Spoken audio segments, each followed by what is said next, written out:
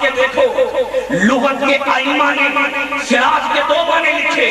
ایک معنی لکھا سورج، دوسرا معنی لکھا چراغ. سراج کا معنی چراغ کی ہے، سراج کا معنی سورج کی ہے.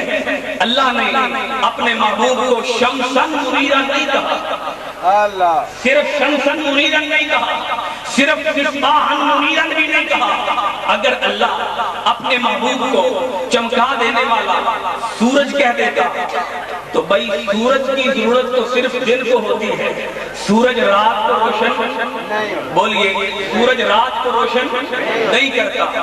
اگر اللہ پاک اپنے محبوب کو چراغ کہہ دیتا کہ میرا محبوب چمکا دینے والا اور خود چمکنے والا چراغ ہے، تو چراغ کی ضرورت تو صرف رات کو ہوتی ہے، چراغ کی ضرورت دن کو نہیں ہوتی. اللہ نے اپنے محبوب کو نور ثابت کرنے کے لیے لفظ ایسا استعمال کیا، کہا میرا محبوب سراج ہے. دنیا والوں جان لو تمہاری راتوں کو بھی روشن میرا محبوب کرتا ہے، تمہارے دنوں کو بھی روشن میرا محبوب کرتا ہے، تمہارے دنوں کو بھی روشن میرا مصطفیٰ کرتا ہے، تمہاری راتوں کو بھی روشن میرا مصطفیٰ کرتا ہے.